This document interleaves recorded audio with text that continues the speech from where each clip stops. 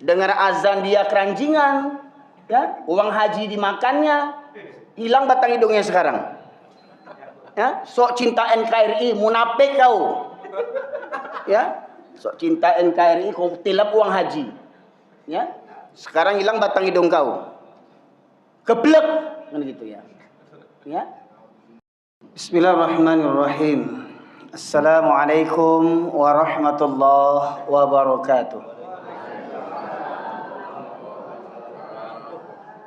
Alhamdulillah nahmaduhu wa nasta'inuhu wa nastaghfiruh wa na'udzu billahi min syururi anfusina wa min sayyiati a'malina. May yahdihillahu fala mudilla lahu wa may yudlilhu fala hadiyalah. Asyhadu an la ilaha illallah wahdahu la syarika lah wa asyhadu anna Muhammadan abduhu wa rasuluhu alladzi la nabiyya ba'dah. Allahumma salli wa sallim ala nabiyyina Muhammad wa ala alihi wa sahbihi ajma'in. Qala Allah Ta'ala fil Qur'anil Karim, a'udzu billahi minasyaitonir rajim.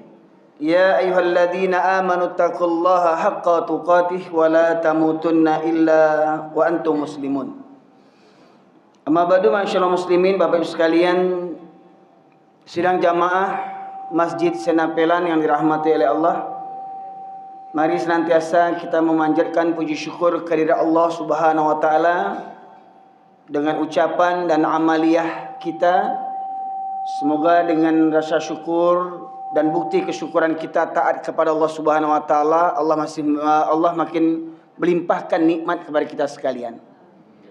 Salawat dan salam kita aturkan kepada junjungan kita Nabi besar Muhammad sallallahu alaihi wasallam, yang dengan diutusnya beliau menjadi rahmat bagi seluruh sekalian alam. Bapak sekalian rahmati Allah, di kesempatan kali ini ada dua hal yang ingin saya paparkan dalam semua agenda safari dakwah ini.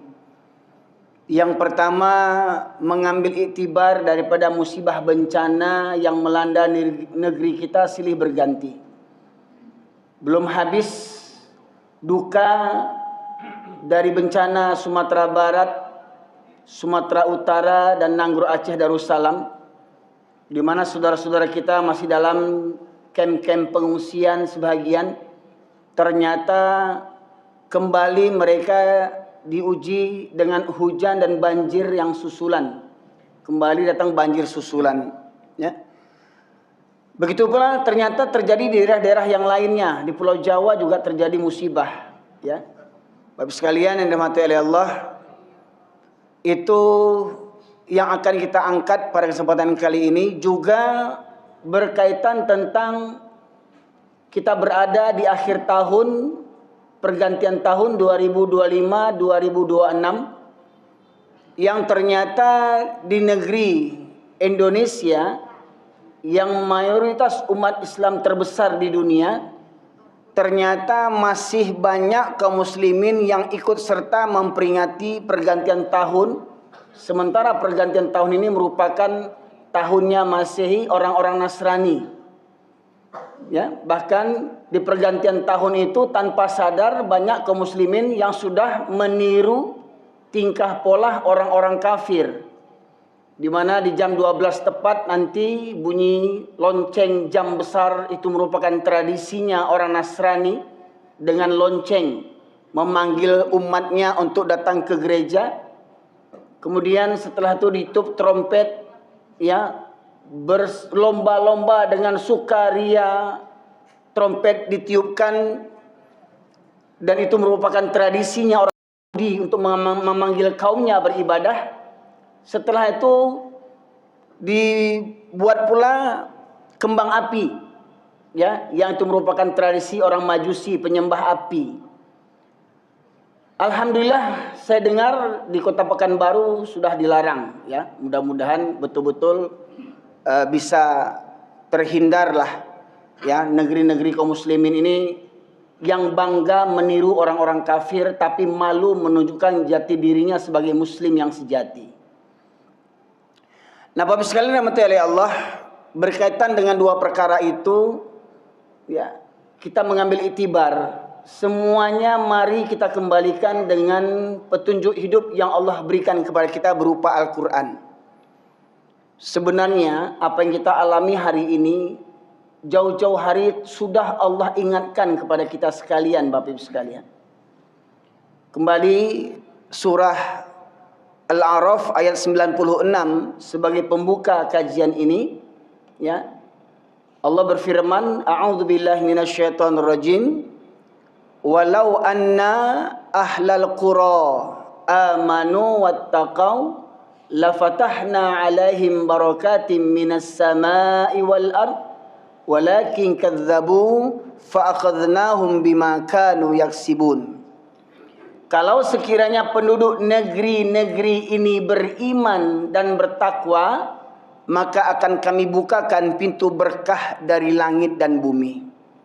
Tetapi penduduk negeri ini mendustakan ayatku, kata Allah, maka aku hancurkan mereka, aku siksa mereka, dikarenakan ulah perbuatan dosa mereka sendiri. Jadi musibah bencana bukan terjadi karena proses alam. Musibah bencana bukan terjadi karena kita ini musim angin monsun. Musibah bencana bukan terjadi karena musim hujan.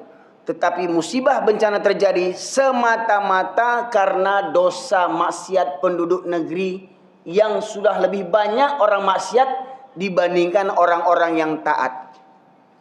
Ketika Bunda Aisyah radhiyallahu anha bertanya kepada Rasulullah, "Ya Rasulullah, akankah sebuah negeri ditimpa musibah sementara negeri itu ada orang soleh?" Maka Rasulullah menjawab, "Iya, musibah akan menimpa orang-orang soleh di sebuah negeri apabila lebih banyak kemaksiatan dibandingkan orang-orang yang soleh, atau merajalelanya kemaksiatan dikarenakan banyak orang-orang soleh yang diam." Karena banyak orang-orang soleh yang diam, Bapak Ibu sekalian. Contoh, mohon maaf ini, lagi-lagi saya ulang kembali, ya. Contoh, alangkah mirisnya di negeri lancang kuning ini, Pak, istilahnya Pak ya, Riau, negeri lancang kuning, ya, yang sama bertetangga dengan negeri Minangkabau yang mayoritas Muslim. Tapi saya heran waktu saya sapri dakwah di satu tempat di Kampung Dalam, saya melihat di kiri kanan jalan apa itu? Di kiri kanan jalan Juanda orang menjual minuman keras secara bebas. Pertanyaannya, orang Islam di negeri ini gimana? Orang Islam di Pekanbaru ini bentuknya gini. Kita rajin sholat, kita rajin ceramah, pengajian, tapi penjualan minuman keras tak bisa diberantas sama orang Islam di Pekanbaru ini. Tak guna, tak guna. Mohon maaf nih Pak. Ya. Mudah-mudahan Pak Wali Kota dengar ini. Mudah-mudahan Pak Gubernur dengar ini. Oh Ustaz, kami jual arak, ya, alhamdulillah sampai sekarang Pekanbaru tidak kena azab seperti di Sumatera Barat, tidak kena bencana kami Ustaz. Tunggu dulu, jangan gadang kepala dulu. Ya, kalau Pekanbaru aman-aman jo kini, sementara penjualan minuman keras terjual bebas di sana. Apa kata Allah? Ya, falamma nasu ma dzukiru bih fatahna alaihim abwaba kulli syai' hatta idza farihu bima utu akhadnahum baghtatan wa hum mublisun. Dan ketika mereka melupakan peringatanku, kata Allah, melupakan peringatan Allah dari Al-Quran, bahwasanya itu halal, ini haram dan segala macamnya, banyak orang Islam yang melupakan perintah dan larangan Allah. Apa kata Allah? Maka aku bukakan semua pintu-pintu kesenangan. Pekanbaru, ya, negerinya semakin maju. Dulu saya kecil-kecil, saya punya etek, kakak ayah saya dulu jualan nasi di pasar pusat dekat masjid apa tuh Pak? Enggak, pasar pusat jalan-jalan Irsyad, Masjid Al-Irsyad. Ya. Ya. Saya kecil-kecil sering. Dulu saya taunya gedung yang paling tinggi di Pekanbaru ini hotel yang dekat Jembatan Leton, Pak. Betul Pak ya? Satu-satunya, karena saya lihat kota gedung di Jalan Sudirman itu hampir sama dengan di Pariaman, sama tingginya dulu. Belum ada Senapelan Plaza dulu situ tuh. Ya Pak ya? Masih ada nih angkot-angkot kita dulu. Masih terminal Jalan Nangka ya Bapak Ibu sekalian. Ya, tapi sekarang Pekanbaru semakin pesat membangun. Ya. Padahal di situ ada jual minuman keras secara bebas. Ya. Dan mohon maaf ini yang mendengar ceramah saya yang penjual minuman keras yang beragama Islam, taubatlah kalian kepada Allah sebelum azab menimpa kalian. Taubat kalian. Ya. Kalau Anda marah, jangan marah sama saya, marah sama Allah Subhanahu wa taala. Di masa Rasulullah arak-arak itu ditumpahkan semua. Mohon maaf, ulama besar banyak di Pekanbaru nih. Kenapa minuman keras itu tidak bisa diberantas? Oh, jam terbang banyak, ceramah begini, bungono ceramah banyak, 1 juta umat orang hadir. Minuman keras tidak bisa diberantas. Tak punya muka orang Islam di Pekanbaru nih Pak Ibu sekalian. Pertanyaannya, siapa yang backing itu Pak? Siapa yang backing minuman keras itu Pak? Coba. Itu. Pak Ibu sekalian, itu merupakan aib bagi kita orang Melayu, Pak Ibu sekalian. Baiklah Pak Ibu sekalian, rahmatullahi Allah. Pada kesempatan kali ini saya ingin mengambil itibar dari beberapa kaum nabi-nabi yang terdahulu. Pertama, kaum Nabi Nuh alaihissalam. Di masa kaum Nabi Nuh lah pertama kali terjadinya penyembahan berhala berupa patung-patung orang-orang soleh. Jadi lupa ternyata berhala-berhala, patung-patung yang mereka sembah itu semua awalnya adalah patung-patung orang-orang soleh. Di zaman mereka orang-orang soleh yang mengajak kepada Allah, Pak Ibu sekalian. Kemudian orang-orang soleh itu meninggal dunia. Maka silakan nanti dilihat dalam kitab Qisasul Anbiya yang dikarang oleh Imam Ibnu Katsir, ya, pengarang yang tafsirnya fenomenal, tafsir Ibnu Katsir. Beliau juga menyusun buku Qisasul Anbiya, kisah para nabi. Di situ jelaskan ketika para alim ulama di zaman Nabi Adam menjelang Nabi Nuh meninggal dunia, setan merubah wujud kepada seperti bentuk manusia dan mendatangi pengikut-pengikut orang-orang soleh. Apa kata setan menggoda mereka? Tidakkah kalian mengenang jasa guru-guru kalian, jasa syekh-syekh kalian, jasa ulama-ulama kalian? Apa kata jamaahnya? Ya kami rindulah, kami simpatilah, kami menghargailah syekh-syekh kami. Terus bagaimana kami mengenangnya? Apa kata iblis? Kenapa tidak kalian buat patungnya untuk mengenang jasa mereka? Ketika kalian melihat patungnya, kalian kembali semangat untuk mengikuti ajaran-ajaran guru-guru kalian.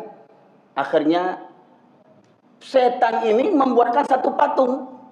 Dibuatlah oleh setan ini patung, ya, di antara nama-nama ulama-ulama yang dibuat pada masa itu, seperti mana Allah tegaskan dalam surat Nuh ayat 23, surat ke-71 ayat 23, Allah berfirman, A'udzubillahi minasyaitonirrajim. Wa qalu la tadarunna alihatakum wa la tadarunna waddaw wa la suwa'a wa la ya'utha wa ya'uqa wa nasra.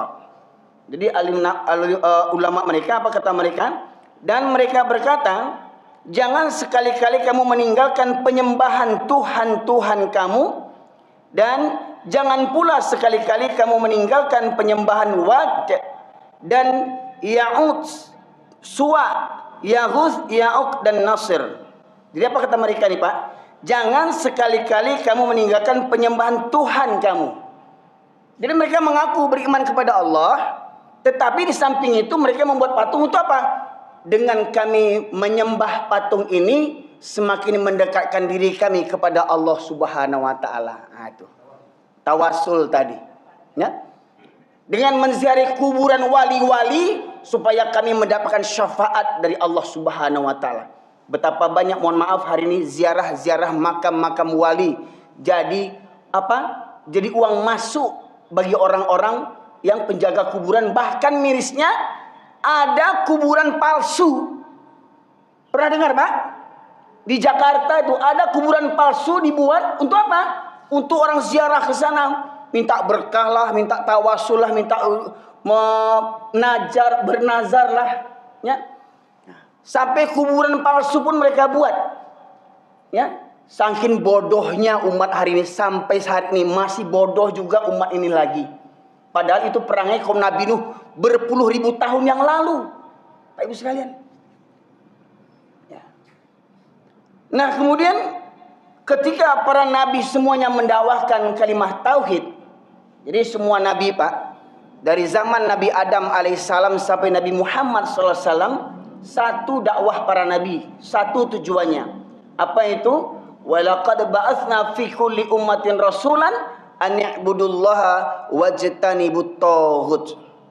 Dan demikianlah kami utus para nabi setiap kaum untuk menyerukan sembahlah Allah saja dan jauhilah taghut.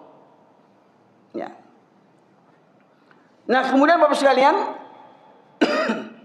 apa jawaban kaum nabi terdahulu? Kaum Nabi Nuh, dilanjutkan dengan kaum Nabi Hud, kemudian kaum Nabi Lut, kaum Nabi Syuaib, kaum Nabi Saleh, ya. Apa kata mereka? Wattaba'u amra kulla jabbarin anid, ya. Dan mereka menuruti perintah semua penguasa yang sewenang-wenang lagi menentang kebenaran. Ya. Di Hud ayat 99. Jadi maknanya apa? Penguasa-penguasa, pemimpin-pemimpin, ini hati-hati Pak, pemimpin ini sifatnya umum. Baik pemimpin negara, pemimpin kaum, pemimpin suku, pemimpin adat, ya, pemimpin partai hari ini, pemimpin apalah namanya, ya, atasanlah, komandanlah namanya, semua pemimpin. Ingat, jangan ada pemimpin yang sewenang-wenang, yang zalim, kita serta-merta mengikuti perintah pemimpin yang sewenang-wenang. Pertanyaan, ada enggak yang seperti begitu Pak hari ini? Dapat arahan pemimpin misalkan, kutip uang keamanan pelacuran, uang keamanan pelacuran. Ada enggak tempat pelacuran dilindungi Pak? Ada enggak diminta uang keamanan tempat pelacuran? Gimana mau diberantas? Mereka melindungi tempat pelacuran. Kutip uang keamanan. Karaoke, tempat orang mabuk-mabuk, diskotik. Pertanyaannya, orang yang menjual arak itu bayar uang keamanan enggak? Bayar pajak enggak? Bayangkan Bapak Ibu sekalian. Ya. Dan jelas perintah itu salah. Ya. Seperti perintah apa? Seperti perintah Sambolado, tahu? Polisi Sambolado kafir itu yang dulu membunuh anak buahnya. Pernah ingat Pak? Membunuh satu orang saja ribut satu negara. Dulu anggota FPI dibantai 6 orang, negara diam-diam saja tuh. Kayaknya lebih berharga yang orang kafir dibandingkan yang orang Islam di negara ini. Orang kafir mati satu, segenegara hirup pikuk. Orang Islam dibantai di KM 50, santai-santai aja macam nyamuk yang mati. Ya. Ya. Sampai rest area di jalan tol itu diberantas habis untuk menghilangkan bukti betapa celakanya keparat-keparat itu Pak. Menghalalkan segala cara. Sambo membunuh dengan macam rekayasa. Yang ikut mendukung Sambo siapa? Anak-anak buahnya berapa orang? Saya lihat di berita hampir 60 orang yang mengikuti arahan Sambolado ini. Dan kebanyakan beragama Islam. Bayangkan betapa bodohnya keparat-keparat itu. Pakai dinas lagi utak ndak ada. Ya, orang kafir memerintah namo jo ikui, ndak ada agama, ndak ada iman dalam hatinya. Lai keparat, pakai baju dinas, agama Islam, namuah dia turatur sama orang kafir. Andia. Kece orang kampung kami, Pak. Pangke lai tinggi, lai jenderal. Ya, Jenderal Sambolado.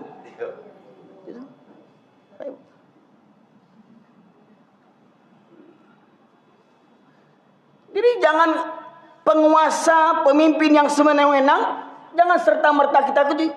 gimana lagi lah kalau nggak saya kerjakan, saya ini bawahan. Nanti kena mutasi, nanti kena pecat, nanti nggak dapat naik pangkat. Nah begitu Pak. Nanti kalau saya kena pecat, nanti istri makan apa, anak makan apa, di mana mau saya tinggal, rumah dinas dapat, mobil dinas dapat, istri dinas dapat. Ya. Nanti kena tarik semua gimana? Ya. Saya nggak bisa. Karena apa? Otak nggak punya, pangkat tinggi, otak nggak punya. Tingginya pangkat nggak jaminan akal punya, Pak Ibu sekalian.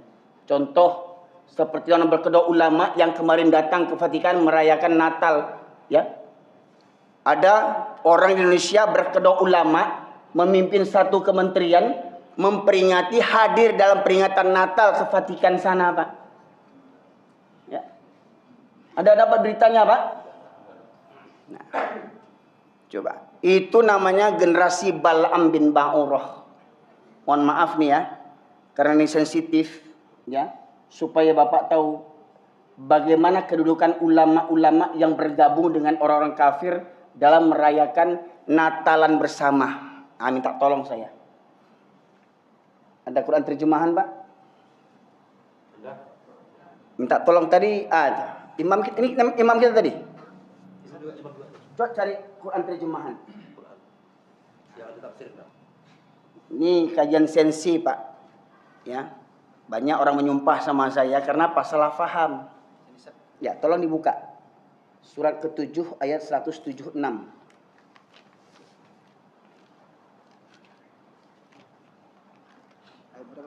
175 mulai dulu. Al-A'raf 175.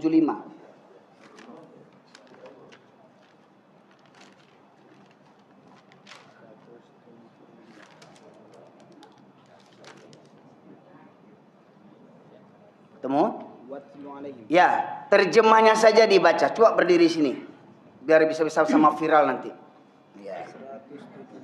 175. Dan bacakanlah Muhammad kepada mereka berita orang yang telah kami berikan. Tunggu. Alak Medan doamu. Alak kita doh.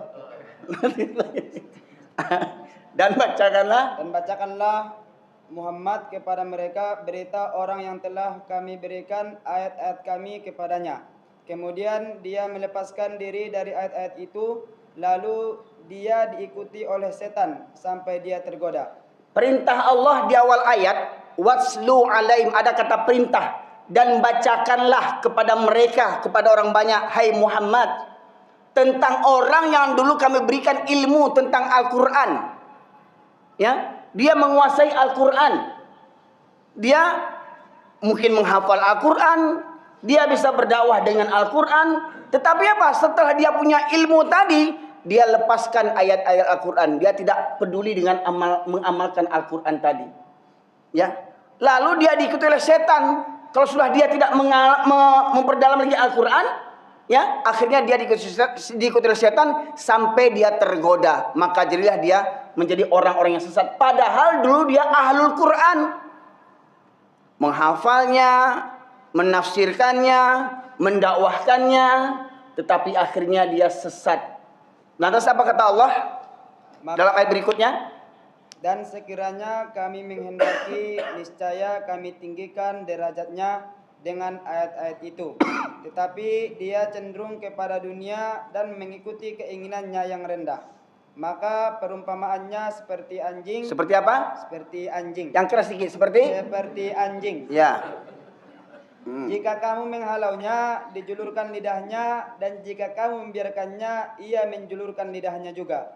Demikianlah perumpamaan orang-orang yang mendustakan ayat-ayat kami, maka ceritakanlah kisah-kisah itu agar mereka berpikir. Di ujung ayat apa bunyinya?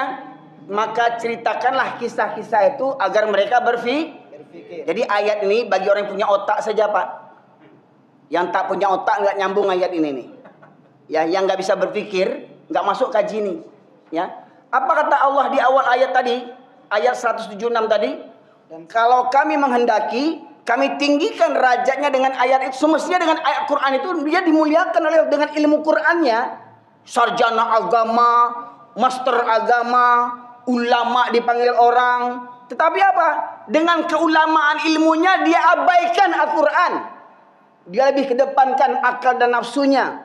Maka kata Allah, mereka cenderung kepada dunia dan menurunkan hawa nafsunya rendah. Maka perumpamanya seperti anjing. Ini kota orang kareh banget. Ampu pulunak seperti anjing. Jadi orang yang berkedok ulama yang datang ke Vatikan untuk rayakan Natal itu ulama anjing. Anjing. Ya. Oke duduk. Makasih ya. Batu Ustaz kasana muncul Ustaz baca-baca anjing. Itu kan firman Allah tuh. Boleh dirubah. Perumpamaan seperti wow. Boleh dirubah Pak.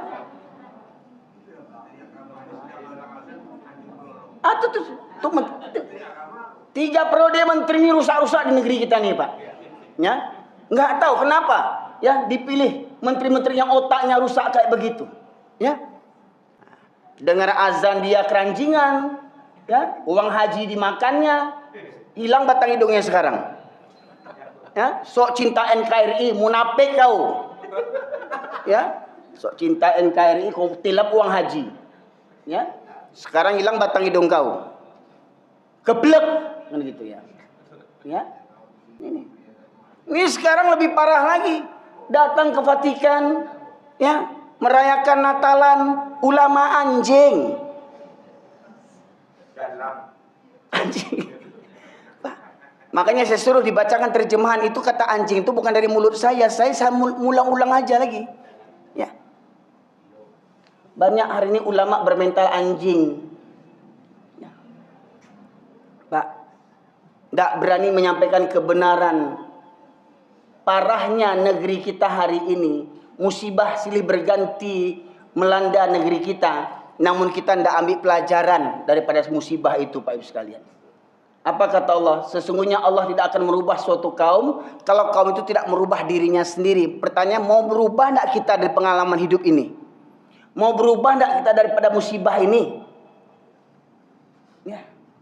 Nah, ternyata di antara musibah yang Allah timpalkan kepada kita, karena ada perilaku umat atau penduduk negeri ini seperti perilaku pengikut nabi-nabi yang terdahulu.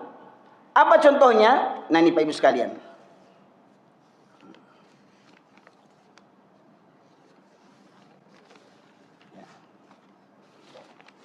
Di dalam surat Al-A'raf ayat 70 Allah berfirman, qalu ajitana lina'budullaha wahdah wa nadhara ma kana ya'budu aba'una fa'tina bima ta'iduna in kunta minas sadiqin. Mereka menjawab, apakah kedatangan kamu kepada kami agar kami hanya menyembah Allah saja? Jadi orang ini tidak terima cuma menyembah Allah saja. Mereka merasa tidak cukup cuma menyembah Allah saja. Maka mereka ingin ditambah dengan menyembah berhala-berhala. Contoh di Yogyakarta, meyakini pantai selatan di Yogyakarta Pak, Parangtritis itu, tahu ya pantai selatan ya Pak? Mereka menganggap ada Nyi Roro Kidul yang menguasai pantai selatan. Itu yang meyakini itu Pak, bukan orang kafir. Bukan orang Hindu, orang Islam yang meyakini ada kekuasaan Nyi Roro Kidul di pantai selatan. Ya. Itu budaya orang kafir.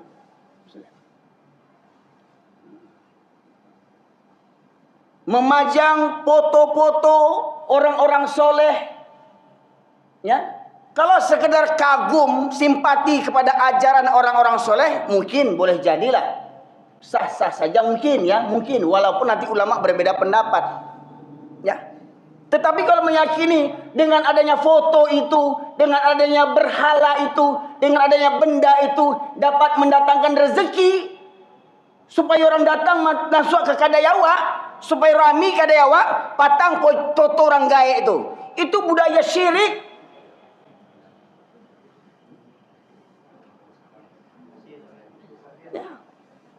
Entah sial tuh. Ya. Selain foto nang gaya itu adalah foto-foto yang lain tuh. Pakai sorban, pakai janggoy, aku gurunya Syekh Maulana itu. Nah itu Pak. Syekh Siti Jenar. Ya. Ada nggak yang memajang foto-foto itu, Pak? Wali-wali itu, syekh-syekh itu. Dengan sorbannya, dengan janggutnya. Itu kan gambar orang-orang soleh kan? Baik, misalnya. Dengan meyakini itu, mereka semakin mendekatkan diri kepada Allah Subhanahu wa taala. Mereka beriman kepada Allah, tapi mereka nggak yakin kalau langsung hanya kepada Allah saja. Mesti ada wasilahnya, perantaranya, tawassulnya. Ya. Mau jadi gubernur, datang ke makam siapa? Ya, Syekh Besilam di Medan sana. Syekh Burhanuddin di Pariaman sana. Ya Syekh, ambo kan jadi gubernur kok Syekh. Tolong kabulkan ambo Syekh ya. Minta kepada Allah ya. Ah. Kok bisa mengecek lah Syekh Burhanuddin itu ele wang mau dia. Kok bisa dan pilih wang diangkat jadi gubernur, ancak jadi gubernur wang tu ele. Belagak lo jadi anggota dewan tele wang mau datang ke kuburan tele. Ya. Ya. Baik, bisa meyakini kuburan orang-orang soleh bisa membawa berkah. Pak, Islam itu agama yang sempurna. Kalau memang ada ajaran mendatangi kuburan orang-orang soleh membawa berkah, tentu Nabi Muhammad SAW akan mencari kuburan Nabi Ibrahim, kuburan Nabi Adam. Supaya apa? Supaya Nabi Muhammad juga dapat berkah dari nabi-nabi terdahulu. Betul tidak? Atau ketika Rasulullah meninggal, ada enggak sahabat Nabi Abu Bakar, Umar, Utsman, Ali datang ke kuburan Nabi minta berkah, bernazar? Coba gunakanlah akal pikiran. Ya. Orang yang berang-berang dengan ceramah ini wajar. Dulu orang-orang jahiliyah itu juga berang, dia tahu tuh berang karengkang. Apa kata orang itu, Bapak Ibu sekalian? Ya, dalam beberapa ayat Allah sebutkan dalam surat Al-Maidah surat yang kelima ayat 104 Allah menegaskan, ya.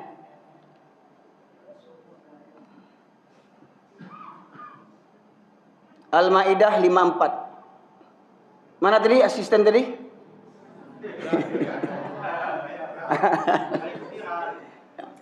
Kalau viral nanti bagi-bagi kita ya. Ya, mana Quran tadi?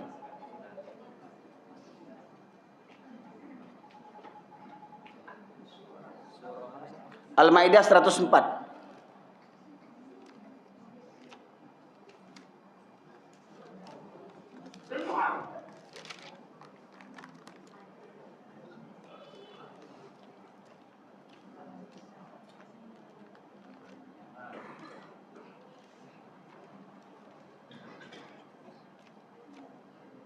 Terus, 104. Mohon maaf Bapak Ibu sekalian, saya memang lebih nyaman kalau ketika saya menyampaikan kajian ini Quran terjemahan itu dibacakan oleh orang lain. Karena masih ada yang beranggapan itu kan kecewaan. Kan kecewaan tuh. Nah tuh. Lah Quran dibaca enggak percaya aja lah pajah tuh le. Ya? ma ja'alallahu. Ya, bukan. Oh, wa idza qila. Ah tuh. Wa idza qila ta'alu ila ma anzalallah. Artinya saja. Dan apabila dikatakan kepada mereka, marilah mengikuti apa yang diturunkan Allah dan mengikuti Rasul. Mereka menjawab, cukuplah bagi kami apa yang kami dapati nenek moyang kami mengerjakannya. Apakah mereka akan mengikuti juga nenek moyang mereka, walaupun nenek moyang mereka itu tidak mengetahui apa-apa dan tidak pula mendapat petunjuk. Nah, ulang sekali naik. Dan apabila dikatakan kepada mereka, marilah mengikuti apa yang diturunkan Allah dan mengikuti Rasul. Apabila dikatakan kepada mereka, mari mengikuti apa yang diturunkan Allah. Yang diturunkan Allah apa? Al-Quran dan mengikuti Rasul. Yang dibawa Rasul apa? Hadis. Mari mengikuti Al-Quran dan hadis. Dikatakan kepada masyarakat ini. Tapi apa jawab mereka? Cukuplah bagi kami apa yang kami dapati nenek moyang kami mengerjakan. Oh, kami dulu sejak saya isua-isua lah bantu aku. Sejak saya isua-isua. Nah, kaji sejak saya isua-isua sase. Kami sejak saya esok bantu aku. Kalau ada anak bayi lahir, dia kasih gunting, jarum, banang, ladiang, pangku supaya nak kena palasi. Agia bawang putih, bawang merah, lado hijau, lado merah. Ditongseng anak tu bayi susah itu. Tradisi nenek moyang. Sajak saya iswa-iswa. Ada orang meyakini waktu orang barele, orang mau pesta pernikahan supaya tidak hujan. Apa kata yang? Apa kata orang, Bu? Celana kotok anak daro tu sampan katok. Ya Allah Rabbi, ambuk saya Pak. Pertama saya cuma dengar-dengar. Jangan duduk, nanti pendarahan dia. Duduk sini ya, sini ya, standby ya. Saya dulu hanya mendengar-dengar saja itu. Ketika saya mengisi pengajian namanya Patang Mukui, ada tradisi di kampung awak kalau besok mau beralek, sekarang Patang Mukui. Patang Mukui itu entah apalah namanya, ya. Dibuatlah ceramah, biasanya orang berorgen-orgen Patang Mukui sampai menjelang pagi. Ketika saya mau ceramah, turun hujan. Ngomonglah dua ibu-ibu depan saya ini. Ambil serokoto nak daro tu campaan katok supaya hujan. Dia meyakini serokoto nak daro bisa membelokkan hujan. Tuh, dek salin busuknya. Meyakini serokoto nak daro bisa menangkal hujan. Takwi mana wajah serokoto tu. Ya Allah Rabbi, astagfirullahaladzim. Bajilbab mengecek itu bukan orang Hindu, bukan orang Buddha, orang awak pakai jilbab lo tuh. Kata itu tadi. Nanti kalau kasih tahu, si janggui kok sadu nak bulian, si janggui kok sasek kok. Sajak dulu, orang gaya awak bantu atuh kaji sajak dulu tuh sasek. Dan berdaya saya suak aja oleh Quran hadis buka. Kau dek apa? Kau mohon maaf, kepatang ada yang komen lagi di YouTube, bahkan buat video tandingan, ya. Saya katakan, kalau khutbah Jumat Pak, pakai bahasa Indonesia, enggak usah pakai Arab. Kita orang Indonesia, bukan orang Arab. Mohon maaf Pak. Khutbah Jumat itu artinya nasihat, berikan nasihat, pelajaran. Bagaimana mau jadi pelajaran kalau kita tidak tahu artinya? Pakai bahasa yang mudah dipahami oleh orang penduduk setempat. Kok khutbah Jumat pakai bahasa Arab? Mohon maaf kok berang ya Pak, berang je lah. Oh kita kira sunnah Nabi. Nabi itu berjanggui, khatib itu berjanggui nak. Bulu hidung panjangnya. Yang sunnah Nabi kan kelamak dia awak je pakai. Kadang apa-apa ke sunnah Nabi. Oh babi ni ampe, masna, poligami. Itu sunnah Nabi. Taunya kawinnya tahu sunnah Nabi itu. Kalau itu ketujuan sunnah Nabi itu. Cuma namu yang lu talok lagi. Kok talok ambo bantai? Mungkin alhamdulillah biniamu baru 2 baru. Dek seorangnya meninggal, bini batamu meninggal Pak. Berganti bini yang kedua tuh.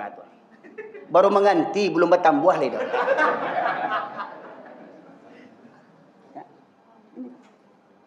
Jadi nggak ada hujah untuk ilmu tuh sajak saya iswa. Oh sajak saya orang gaya awak bantu tu. Ya. Mohon maaf. Baik, kau mau masuk isyarat? Ya. Baik. Sebelum kita sepakati, nanti kita lanjuti setelah sholat isya. Ya Pak Ibu sekalian, saya berharap Bapak Ibu jangan kabur dulu. Kita tuntaskan gaji kau, ya, supaya tidak salah paham awak. Ya, baik demikian saja. Untuk sementara, assalamualaikum warahmatullahi wabarakatuh.